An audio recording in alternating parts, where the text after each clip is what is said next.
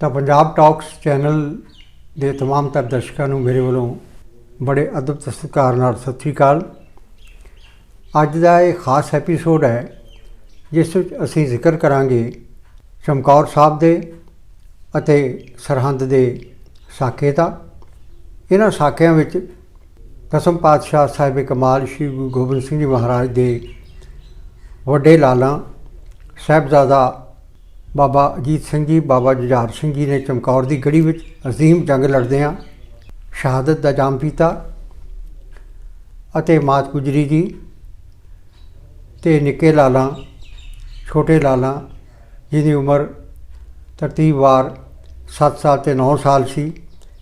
ਮੇਰੀ ਮੁਰਾਦ ਬਾਬਾ ਜ਼ੋਰਾਵਰ ਸਿੰਘ, ਬਾਬਾ ਫਤਿਹ ਸਿੰਘ ਜੀ ਤੋਂ ਹੈ ਅਤੇ ਨਾਲ ਅਨੰਦ ਸੇਵਕ ਗੁਰੂ ਘਰ ਦੇ ਮੋਤੀ ਰਾਮ ਮਹਿਰਾ ਅਤੇ ਜਗਤ ਗੁਰੂ ਮਾਤ ਗੁਜਰੀ ਜੀ ਵੀ ਸ਼ਹਾਦਤ ਦਾ ਜਾਮ ਪੀ ਗਏ ਅਤੇ ਸਦਾ ਲਈ ਇਤਿਹਾਸ ਦੇ ਪੰਨਿਆਂ ਉੱਤੇ ਅਮਰ ਹੋ ਗਏ।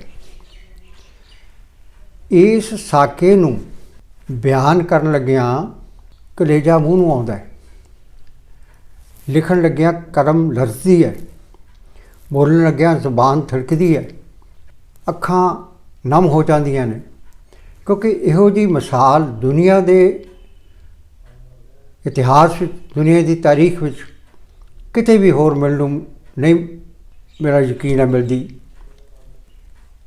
ਨਹੀਂ ਕਿਤੇ, ਕਿ ਅਜਿਹੀ ਅਜ਼ੀਮ ਕੁਰਬਾਨੀ ਕਿਸੇ ਨੇ ਦਿੱਤੀ ਹੋਵੇ ਅਤੇ ਉਹ ਵੀ ਇੰਨੀ ਬਾਲ ਅਵਸਥਾ ਵਿੱਚ।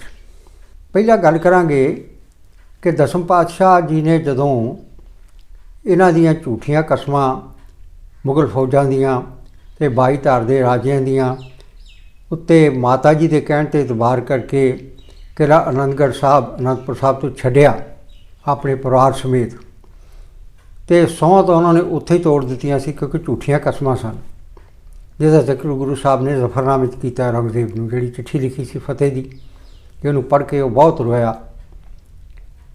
ਪਛੇਮਾਨ ਹੋਇਆ ਕਿ ਮੈਨੂੰ ਗਲਤ ਸੂਚਨਾਵਾਂ ਦਿੱਤੀਆਂ ਗਈਆਂ। ਅਤੇ ਫਿਰ ਗੁਰੂ ਸਾਹਿਬ ਦਾ ਪਰਿਵਾਰ ਵਿਛੜਦਾ ਹੈ, ਪਿੱਛੇ ਗੁਰੂ ਸਾਹਿਬ ਦੇ ਪਰਿਵਾਰ ਦੇ ਇਹ ਸਾਰੇ ਧਾੜਵੀ ਲੁਟੇਰੇ ਕਹਾਂਗਾ ਮੈਂ, ਜਾਂ ਝੂਠ ਬੋਲਣ ਵਾਲੇ ਜਿੰਨੇ ਵੀ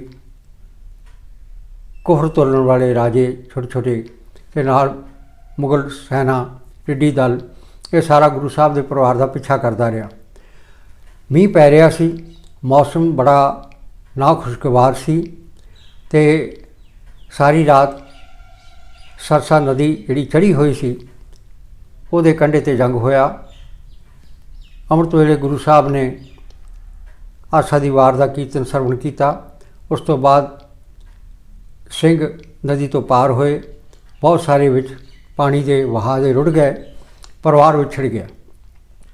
ਮਾਤਾ ਗੁਜਰੀ ਜੀ ਅਤੇ ਛੋਟੇ ਲਾਲ ਜਿਹੜੇ ਸੀ ਉਹ ਵਿਛੜ ਗਏ, ਅਤੇ ਜਿਹੜੇ ਵੱਡੇ ਸਾਹਿਬਜ਼ਾਦੇ ਅਤੇ ਗੁਰੂ ਸਾਹਿਬ ਦੇ ਨਾਲ 5 ਪਿਆਰੇ ਅਤੇ ਹੋਰ ਸਿੰਘ ਜਿਹੜੇ ਸੀ ਉਹ ਫਿਰ ਇੱਕ ਕਾਫਲੇ ਦੀ ਸ਼ਕਲ ਵਿੱਚ ਚਮਕੌਰ ਦੀ ਗੜੀ 'ਚ ਪਹੁੰਚੇ। ਚਮਕੌਰ ਦੀ ਗੜੀ ਦੀ ਗੱਲ ਪਹਿਲਾਂ ਕਰੀਏ। ਦੁਨੀਆ ਦੀ ਇੱਕੋ ਇੱਕ ਲੜਾਈ ਹੈ ਜਿਹਨੂੰ ਸਭ ਤੋਂ ਅਸਾਮੀ ਲੜਾਈ, ਸਭ ਤੋਂ ਵੱਧ ਅਸਾਮੀ ਲੜਾਈ, ਯਾਨੀ ਇੱਕ ਤਰਫਾ ਲੜਾਈ ਕਿਹਾ ਜਾਵੇਗਾ। ਇੱਕ ਪਾਸੇ 10 ਲੱਖ ਦਾ ਟਿੱਡੀ ਦਲ ਗੁਰੂ ਸਾਹਿਬ ਨੇ ਜ਼ਿਕਰ ਕੀਤਾ ਜ਼ਫਰਨਾਮੇ 'ਚ, ਫਾਰਸੀ ਦੀ ਰਚਨਾ ਜਿਹੜੀ ਉਹਨਾਂ ਦੀ ਹੈ, ਲੈਟਰ ਟੂ ਔਰੰਗਜ਼ੇਬ, ਅਤੇ ਦੂਸਰੇ ਪਾਸੇ ਭੁੱਖੇ ਤਿਹਾਏ, ਉਹ ਨੀਂਦਰੇ ਦੇ ਭੰਨੇ ਹੋਏ, ਥਕਾਨ ਨਾਲ ਚੂਰ, ਪਰ ਚੜ੍ਹਦੀਆਂ ਕਲਾ ਵਿੱਚ, ਕਿਉਂਕਿ ਗੁਰੂ ਨਾਲ ਹੈ, ਗੁਰੂ ਮੇਰੇ ਸੰਗ ਸਦਾ ਹੈ ਨਾਲੇ, ਸਿਮਰ ਸਿਮਰਤ ਸਦਾ ਸੰਭਾਲੇ, ਇਹ ਮੰਨਣ ਵਾਲੇ ਤੇਰਾ ਕੀਆ ਮਿੱਠਾ ਲਾਗੇ, ਹਰ ਨਾਮ ਪਦਾਰਥ ਨਾਨਕ ਮੰਗੇ। ਉਹ 40 ਸਿੰਘ, 2 ਸਾਹਿਬਜ਼ਾਦੇ ਅਤੇ ਗੁਰੂ ਸਾਹਿਬ ਆਪ 43 ਦੇ ਕਰੀਬ ਚਮਕੌਰ ਦੀ ਗੜੀ ਵਿੱਚ ਹਾਜ਼ਰ ਸਨ। ਬੜੀ ਤਕੜੀ ਰਣਨੀਤੀ ਸੀ ਗੁਰੂ ਗੋਬਿੰਦ ਸਿੰਘ ਸਾਹਿਬ ਦੀ, ਕਿਉਂਕਿ ਉਹਨਾਂ ਵਰਗਾ ਜੰਗੀ ਜਰਨੈਲ ਸੰਸਾਰ ਦੇ ਇਤਿਹਾਸ ਵਿੱਚ ਹੋਰ ਕੋਈ ਨਹੀਂ। स्ट्रैटजी ऐसी बनाते सन गुरु साहब कमाल दी, बड़े बड़े जरनैल दंग रह जाते सन। बहुत सिफतों के मालिक सन गुरु साहब। तो गुरु साहब ने उत्थे फिर 5-5 सिंघां नूं भेजना शुरू किया, इत्थे बना के आप उत्ते बैठ के सारा जंग का जो वरतारा सी देखते रहे। फिर देखो किड्डा जिगरा है। वड्डे साहिबजादे अजीत सिंह ने फिर बेनती की सच्चे पातशाह पिता जी हो, पूज पिता जी मैनू आग्या दो, मैं भी जंग विच जावांगा। तो गुरु साहब ने उन्होंने आग्या दी, 5 तीर दिते, सिंह नाल दिते। तो उत्थे फिर जो एक शायर ने लिखिया कि उन्होंने कहा, नाम का अजीत हूँ जीता ना जाऊँगा, नाम का अजीत हूँ जीता ना जाऊँगा, जीता गया तो फिर जीता ना आऊँगा। यानी मेरा नाम अजीत सिंह है, मैं अजेतू हाँ, अजेतू रहें, थोड़ा फरजंद है, थापड़ा दिओ। रण तत्ते विच कहते ने दुश्मनों के आहू ला के अजीम जंग लड़ते हुए बहुत शरीर ते फट सन। वड्डे साहिबजादे धन बाबा अजीत सिंह जी के पावन शरीर ते वो शहीदी का जाम पी गए जकारे छड़ते हुए। नाल दे सिंह भी शहीद हो गए। फिर इस तरह छोटे साहबजादे उन्हों तो जुझार सिंह जी, बाबा जुझार सिंह जी, वो फिर आग्या मंगते हैं, गुरु साहब उन्होंने भी आग्या देंगे ने। कोई है ऐसा बाप दुनिया में जिहड़ा उच्ची थां ते बैठा होया सारा ये दृश्य वेखदा होवे, करुणामई दृश्य। साडा तां बयान करदिआं दा कलेजा मूँह नूं आउंदा है, पर धन गुरु गोबिंद सिंह साहब ने अजीम हौसला। गुरु साहब ने कहते जकारे छड़े, उस वेले 5 जकारे छड़े, 5-5 जकारे दोनों वार छड़े। जदों अपने जिगर के टोटियां नूं, लाला नूं शहीदी प्राप्त करते हुए 3 प्यारे उत्थे भी शहीदी का जाम पी गए। उत्थे गुरु साहब ने अपनी जगह कलगी ला के, गुरु साहब के हम शक्ल सन और गुरु साहब के हाणी भी सन, बहुत प्यार सी बचपन तो। बाबा संगत सिंह जी, ये भाई जीवन सिंह जी, भाई जैता जी जिहड़े सीस लैके आए सन गुरु तेग बहादुर साहब का, उन्होंने सके भरा सन। इस परिवार दी बहुत कुर्बानी है। इस जंग में तकरीबन 13-14 इनके परिवार के मैंबर जिहड़े जी वो शहादत जाम प्राप्त करके अमर होए। जान लगे गुरु साहब ने जो सिंघां ने हुक्म दिता कि सच्चे पातशाह गढ़ी चो चले जाओ, थोड़ी बहुत लोड़ है हाले पंथ नूं, असीं इत्थे डटांगे आखिरी दम तक।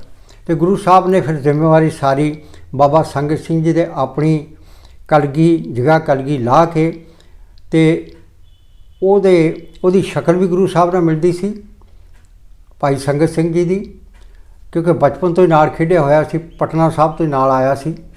ते ओदी दस्तार ते सजाई आप, ते उन्होंने शाबाश दी, ते उन्होंने कहा ममटी ते बैठ के उत्ते सारी कमान संभालनी है। तो आखिर में वो भी फिर जामे शहादत प्राप्त करके अमर हो गए। ये है चमकौर का साका, असामी जंग। फिर गल करिए थोड़ा जिहा विच मैं ये दसना चाहना है कि शहीद लफ्ज़ जिहड़ा है इसकी परिभाषा की है। एक तो शायरां ने दी है परिभाषा, एक गुरबाणी के मुताबिक। हुण पहलां शायरां की परिभाषा लेनी है। शहीद लफ्ज़ का अर्थ की है? ये फारसी जबान के लफ्ज़ शाहिद तो होंद विच आया। शाहिद तो बनया शहीद या शहादत।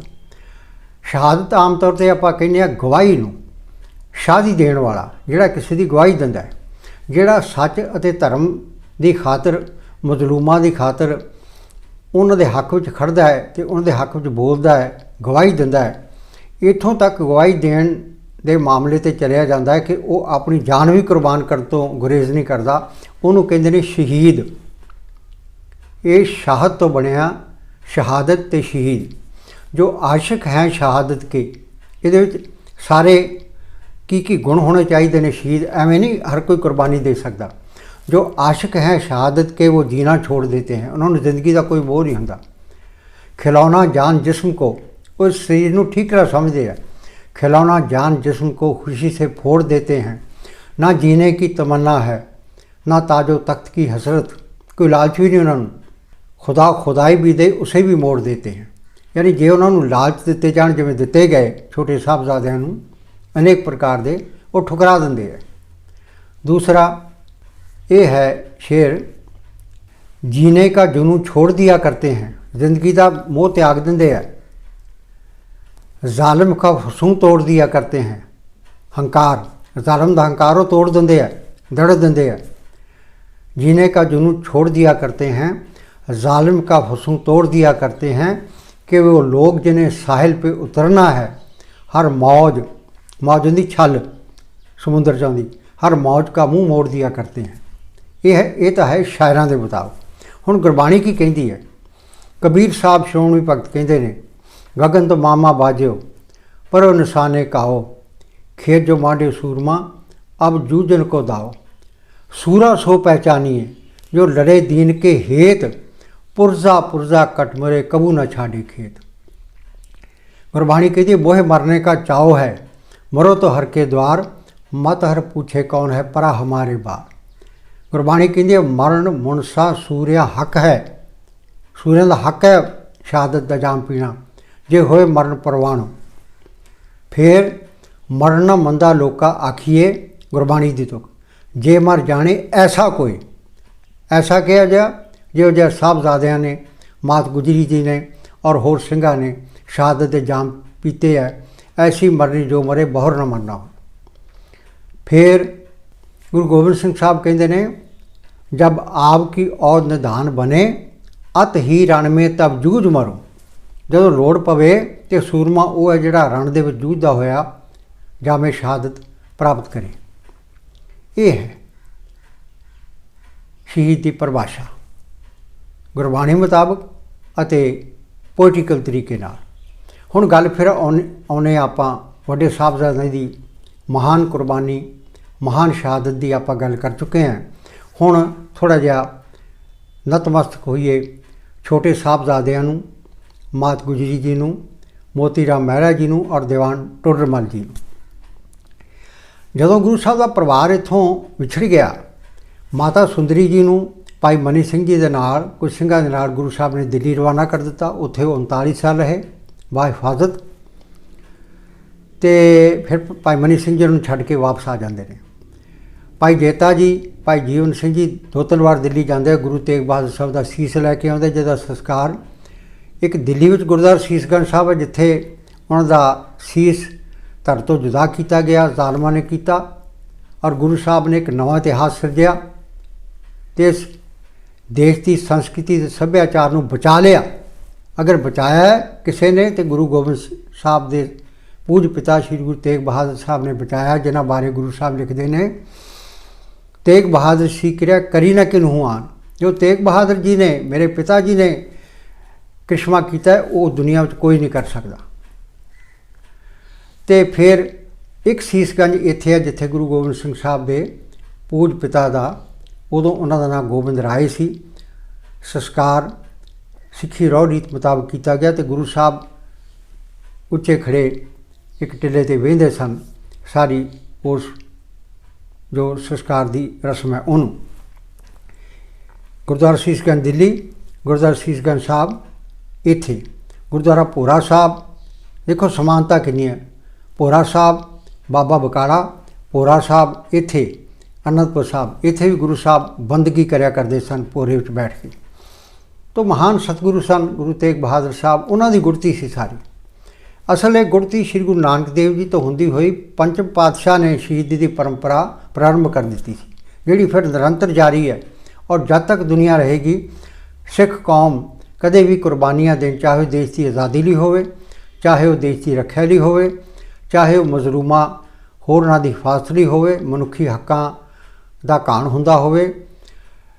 सिखां ने हमेशा ही अगे हो के कुर्बानियां दित्तियां ने। ये शहीदी परंपरा सिर्फ तो सिर्फ सिख धर्म में सब तो प्रमुखता नाल तुहानूं मिलेगी।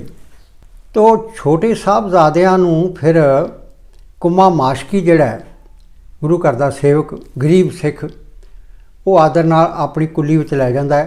रात माता जी अते देखो पोह माघ दे दिन किन्नी कड़ाके की सर्दी पै रही है, खाण वास्ते कुछ नहीं, ਜੋ ਵੀ ਉਹਦੇ ਕੋਲ ਪੁੱਜੇ ਛੋਲੇ ਵਗੈਰਾ ਸੀ ਉਹਨੇ ਅਰਪਣ ਕੀਤੇ ਅਤੇ ਉਹ ਉਹਨਾਂ ਨੇ ਛਕੇ ਅਤੇ ਉੱਥੇ ਰਾਤ ਕੱਟੀ। ਕਹਿੰਦੇ ਨੇ ਕਿ ਗੰਗੂ ਰਸੋਈਆ ਜਿਹੜਾ ਉੱਥੇ ਆ ਗਿਆ। ਗੁਰੂ ਸਾਹਿਬ ਨੇ ਜਦੋਂ ਜਾਣ ਲੱਗੇ ਕੁੰਮੇ ਮਾਸ਼ਕੀ ਨੂੰ ਕੁਝ ਮੋਹਰਾਂ ਦਿੱਤੀਆਂ ਅਤੇ ਉਹਦੀ ਨਿਗਾਹ ਪੈ ਗਈ। ਲਾਲਚ ਜਿਹੜਾ ਉਹ ਬਹੁਤ ਬੁਰੀ ਬਲਾ ਹੁੰਦੀ ਹੈ। ਉਹਨੂੰ ਪਤਾ ਲੱਗ ਗਿਆ ਕਿ ਮਾਤਾ ਜੀ ਕੋਲ ਮਾਇਆ ਹੈ। ਉਹ ਆਪਣੇ ਘਰ ਵੀ ਲੈ ਗਿਆ। ਉੱਥੇ ਉਹਨੇ ਰਾਤ ਨੂੰ ਮਾਇਆ ਚੋਰੀ ਕਰਨ ਦੀ ਕੋਸ਼ਿਸ਼ ਕੀਤੀ।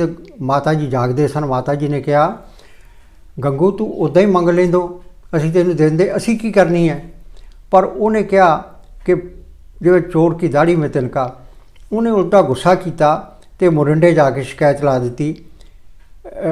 ਹੋਰ ਮਾਇਆ ਦੇ ਲਾਲਚ 'ਚ ਹੋਰ ਇਨਾਮ ਮਿਲਣਗੇ, ਮੈਂ ਫੜਾ ਦਿੰਦਾ ਸਾਹਿਬਜ਼ਾਦੇ ਨੂੰ ਅਤੇ ਮਾਤਾ ਜੀ ਨੂੰ। ਉਹਨੇ ਕਿਹਾ ਜੀ ਮੇਰੇ ਕੋਲ ਨੇ ਗੁਰੂ ਸਾਹਿਬ ਦੇ ਸਾਹਿਬਜ਼ਾਦੇ, ਤੁਹਾਡੇ ਦੀ ਬਹੁਤ ਚੰਗੀ ਖਬਰ ਲਿਆਇਆ।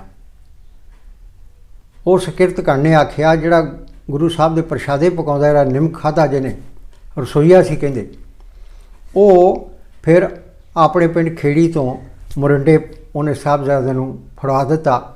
ਇੱਕ ਰਾਤ ਮੋਰਿੰਡਾ ਵਿੱਚ ਰਹੇ ਅਤੇ ਫਿਰ ਉਸ ਤੋਂ ਬਾਅਦ ਇੱਥੇ ਲੈ ਸਰਹੰਦ। ਸਰਹੰਦ ਫਿਰ ਉਹਨਾਂ ਨੂੰ ਰੱਖਿਆ ਗਿਆ ਠੰਡੇ ਬੁਰਜ ਵਿੱਚ। ਦੇਖੋ ਪੋਹ ਮਾਘ ਦੀਆਂ ਰਾਤਾਂ ਨੇ, ਕੜਾਕੇ ਦੀ ਠੰਡ ਪੈ ਰਹੀ ਹੈ। ਉਹ ਠੰਡਾ ਬੁਰਜ ਇਸ ਤਰੀਕੇ ਨਾਲ ਬਣਾਇਆ ਗਿਆ ਸੀ ਜਿਵੇਂ ਅੱਜ ਕੱਲ੍ਹ ਏਸੀ ਹੁੰਦਾ ਜੀ। ਤੁਸੀਂ ਆਪਣੇ 'ਤੇ ਢਾਲ ਕੇ ਦੇਖੋ ਕਿੰਨੀ ਠੰਡ ਹੋਵੇਗੀ, ਕਿੰਨੀ ਹਵਾ ਆਉਂਦੀ ਹੋਵੇਗੀ। ਖਾਣ ਲਈ ਕੁਝ ਨਹੀਂ। ਜਦੋਂ ਪਤਾ ਲੱਗਾ ਗੁਰੂ ਘਰ ਦੇ ਅਨੰਦ ਸੇਵਕ ਸੀਸ ਚੁੱਕਦਾ, ਗਰੀਬ ਸਿੱਖ ਹੀ ਕੁਰਬਾਨੀ ਕਰਦੇ ਆਏ ਨੇ। ਗੁਰੂ ਘਰ ਦੇ ਬੜੇ ਸ਼ਰਧਾਲੂ ਮੋਤੀ ਰਾਮ ਮਹਿਰਾ, ਉਹ ਦੁੱਧ ਚੋ ਕੇ ਆਪਣੇ ਡੰਗਰਾਂ ਦਾ ਅਤੇ ਉਹ ਲੈ ਕੇ ਆਇਆ। ਮਾਤਾ ਗੁਜਰੀ ਜੀ ਨੂੰ ਬੇਨਤੀ ਕੀਤੀ, ਮਾਤਾ ਜੀ ਦੁੱਧ ਛਕੋ, ਬੱਚਿਆਂ ਨੂੰ ਛਕਾਓ। ਅਤੇ ਲੁਕਦਾ ਲੁਕਾਉਂਦਾ ਆਇਆ, ਕੁਝ ਪੈਸੇ ਵੀ ਦਿੱਤੇ ਰਿਸ਼ਵਤ ਦੇ ਤੌਰ 'ਤੇ। ਉਹਦੇ ਇਵਜ਼ ਵਿੱਚ ਉਹਨੂੰ ਬਾਅਦ ਵਿੱਚ ਕੋਹਲੂ ਵਿੱਚ ਪੀੜ ਦਿੱਤਾ ਗਿਆ। ਹੁਣ ਤੁਸੀਂ ਦੇਖੋ ਕਿੱਡੀ ਵੱਡੀ ਕੁਰਬਾਨੀ ਹੈ ਮੋਤੀ ਰਾਮ ਮਹਿਰਾ ਦੀ। ਸਾਰਾ ਪਰਿਵਾਰ ਕੋਹਲੂ ਵਿੱਚ ਪੀੜ ਦਿੱਤਾ ਗਿਆ ਕਿ ਤੂੰ ਦੁੱਧ ਕਿਉਂ ਛਕਾਇਆ ਉਹਨਾਂ ਨੂੰ, ਤੂੰ ਵੀ ਕਸੂਰਵਾਰ ਹੈ।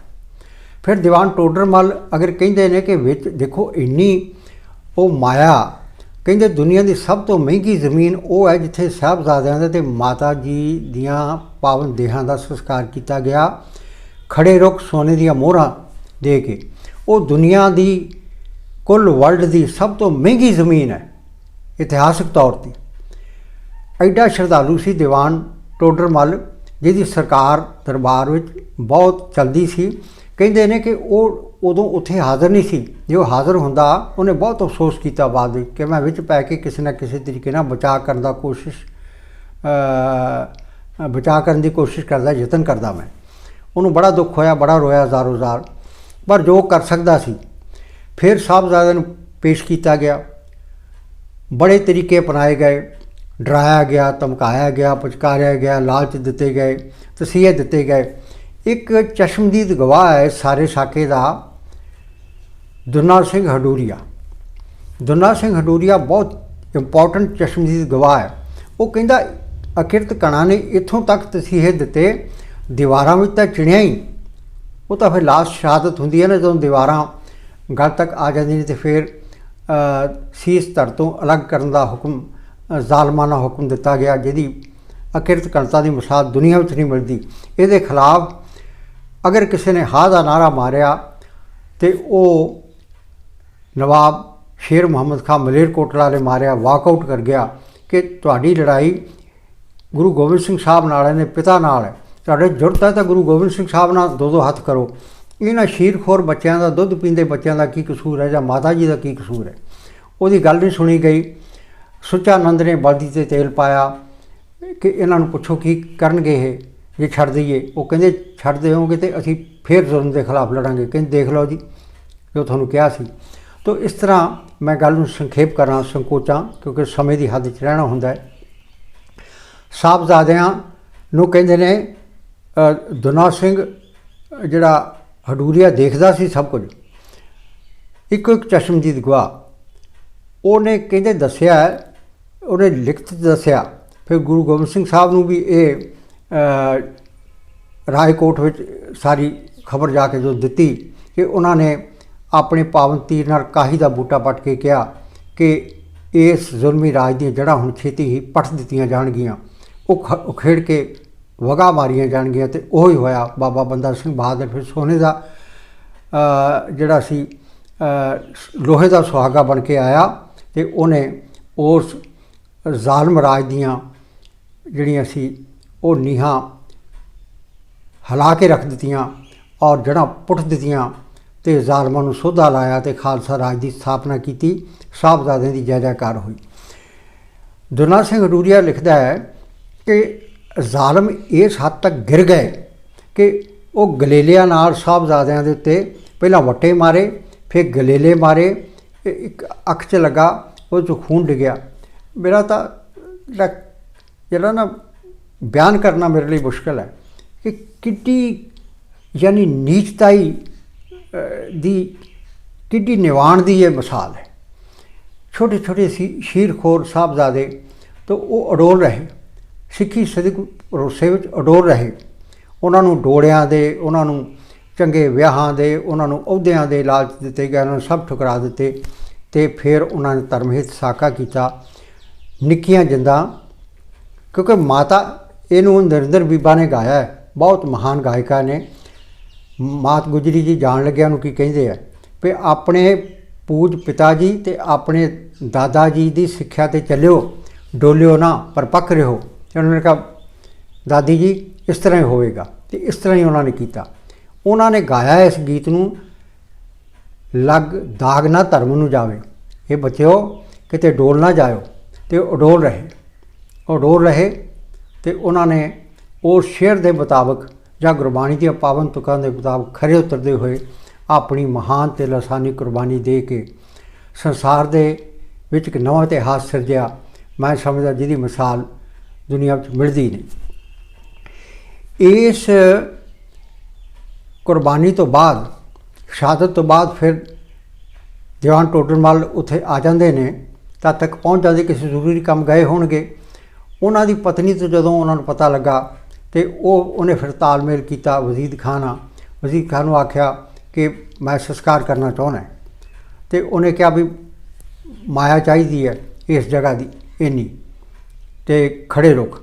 ਅਤੇ ਉਹਨੇ ਪੈਸਾ ਜਿੰਨਾ ਵੀ ਸੀ ਉਹਦੇ ਕੋਲ, ਸੋਨੇ ਦੀਆਂ ਮੋਹਰਾਂ, ਬੜਾ ਅਮੀਰ ਆਦਮੀ ਸੀ, ਬਾਹਰ ਸੂਕ ਸੀ ਔਰ ਸਰਕਾਰ ਦਾ ਅਹਿਲਕਾਰ ਸੀ, ਸਰਕਾਰ ਵਿੱਚ ਸੂਬਾ ਸਰਹੰਦ ਦਾ ਅਹਿਲਕਾਰ ਸੀ।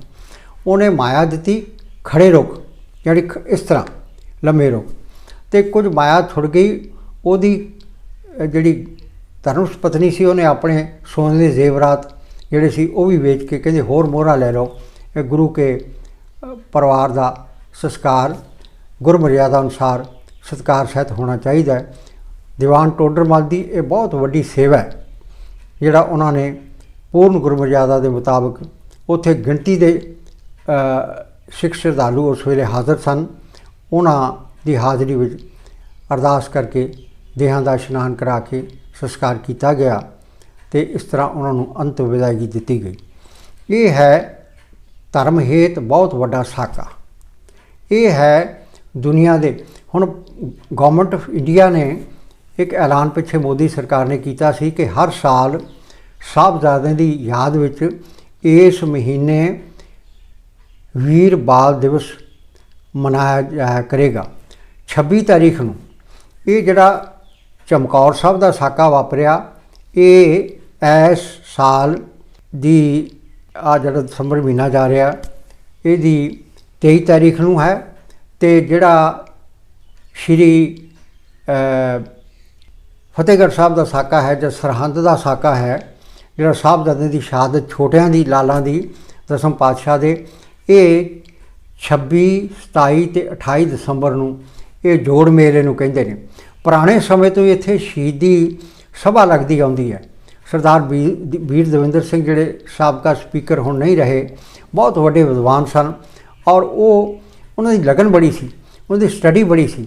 ਉਹ ਮੈਨੂੰ ਦੱਸਿਆ ਕਰਦੇ ਸਨ ਕਿ ਸਾਡੇ ਇਲਾਕੇ ਦੇ ਲੋਕ, ਉਹਦਾ ਪਿੰਡ ਉੱਧਰ ਪੈਂਦਾ, ਉਹ ਕਹਿੰਦੇ ਇਸ ਮਹੀਨੇ ਦੇ ਦੌਰਾਨ ਨਾ ਕੋਈ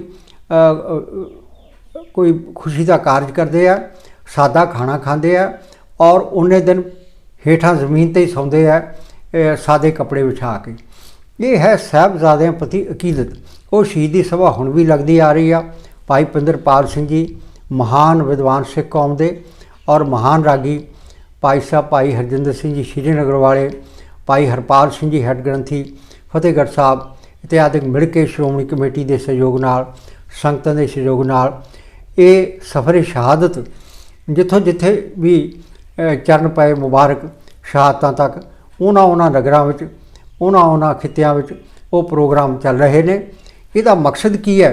मैसेज देना कि साडे लई साहबजादियां ने ते गुरु साहब ने उन्होंने परिवार ने एडियां कुर्बानियां दित्तियां, सानू भी घट्टो घट्ट अपने अंदर झांकना चाहिए ते अपने बच्चों नूं उन्हां दीयां कहानियां कथा कहानियां रोज़ सुणाउणियां चाहिदियां ताकि उन्हां विच भी अणख जागे कि वो साहबजादियां दे नक्शे कदम ते चल के सिख पंथ लई कुछ कर सकन। ये है उन्हां नूं श्रद्धांजलि।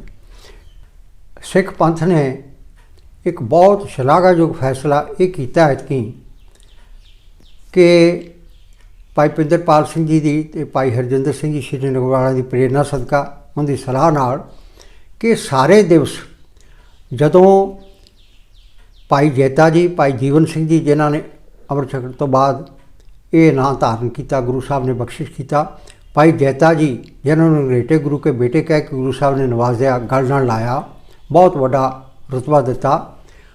उन्हां दे अंश वंश के सहयोग नाल ते पंथ के सहयोग नाल हर साल सीस संस्कार दिवस श्री आनंदपुर साहब जिथे संस्कार होया सीस का गुरुद्वारा सीसगंज उत्थे मनाया जाया करेगा। ऐतकी तो आरंभता हो चुकी है। इस तरह भाई जैता जी का शहीदी दिहाड़ा वो भी मनाया जाएगा तो ये मोती राम मेहरा जी की याद में हर साल समागम होया करेगा। इन्हां सिख गुरसिखां नूं याद करना भी साडा फर्ज बनता है, जो कि पंथ ने बहुत बड़ा शलाघायोग फैसला किया और ये अगले साल तो ये समागम भी शुरू हो जाएंगे। अल्लाह यार खां जोगी ने गुरु गोबिंद सिंह साहब की सिफत लिखी है और इस साके बारे बहुत कुछ लिखा है।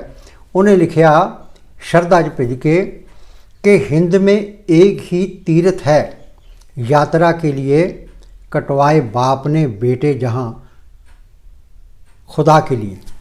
फिर होर कहता श्रद्धा च भिज के कि करतार की सौगंध है, अल्लाह की कसम है, जितनी भी हो गोबिंद की तारीफ़ वो कम है।